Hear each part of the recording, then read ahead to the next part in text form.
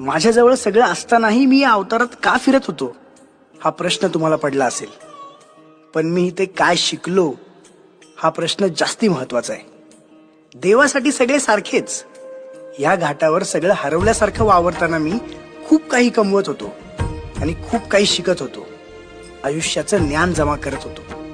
कुणीतरी मायेने जवळ केलं, कुणीतरी हकलून दिलं, कुणी हातातलं हिसकावून पळालं, तर कुणीतरी स्वतःच्या ताटातलं मला काढून दिलं.